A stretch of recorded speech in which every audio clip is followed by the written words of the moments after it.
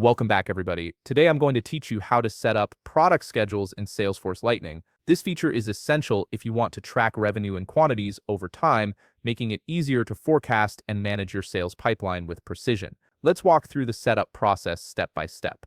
First, you'll need to access the Setup menu.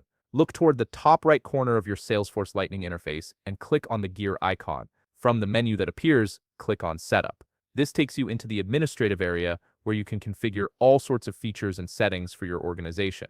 Once you're in Setup, you'll see a quick find search box on the left side of the screen. This box is incredibly useful for navigating through Salesforce's many settings quickly. Go ahead and type Product Schedules settings into that search box. As you type, the results will filter down automatically.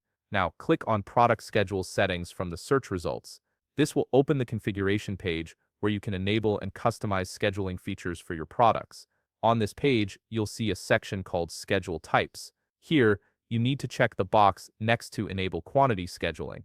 This allows you to divide product quantities across multiple dates or periods. Next, check the box for Enable Revenue Scheduling. This feature lets you spread revenue recognition over time, which is particularly helpful for subscription-based or long-term contracts. If you want scheduling to be available on all products by default, there's an optional setting you can select. Look for Enable Schedules on all products and check that box if it fits your business needs. This step saves you time by automatically enabling schedules across your entire product catalog. Next, scroll down to the section labeled Customizable Schedules. Here, select Enable Customization for Product Schedules. This option gives you the flexibility to create custom scheduling templates that match your specific business processes. Once you've configured all these settings, click the Save button at the bottom of the page. Salesforce will process your changes and apply them to your organization. Give it a moment to save everything properly before moving on. Now, we need to add the scheduling fields to your product page layout so users can actually see and use them. At the top of the Setup page, locate and click on Object Manager. It should be right beside the Home tab. On the Object Manager page, you'll see another quick find box. Type Product into that search box, then click on Product when it appears in the results. This opens all the customization options for the product object. Under the Details section, click on Page Layouts. This shows you all the different page layouts available for products in your organization. Click on the product page layout that's currently in use. For most organizations, this will be called Product Layout, but it might have a different name if your team has customized it. Now, you'll see the Page Layout Editor, which includes a palette of available fields on the left side.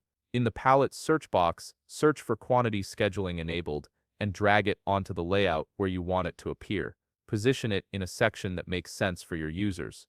Next, search for Revenue Scheduling Enabled in the palette and drag that field onto the layout as well. These two fields act as toggles that enable scheduling for individual products. Continue by searching for Quantity Schedule Type and dragging it onto the layout. This field lets users choose how quantity schedules should be divided, whether by month, quarter, or another period. Do the same for Revenue Schedule Type. Drag this field onto the layout so users can define how revenue should be scheduled over time. Finally, search for any Quantity Installment Period and Revenue Installment Period fields you plan to use and drag those onto the layout. These fields define the specific timeframes for your schedules. Position all these fields in a logical order that will make sense to your users when they're creating or editing products. Once all the scheduling fields are in place, click Save at the bottom of the Page Layout Editor. Salesforce will save your layout changes and they'll immediately become available to users.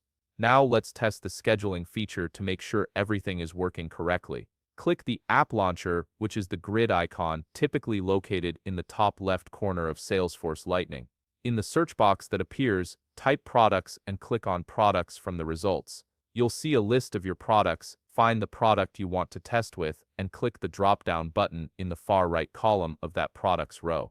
From the menu that appears, select Edit. In the Edit screen, you should now see all the schedule fields you just added to the layout. You'll be able to view and configure the schedule type and installment period for both revenue and quantity.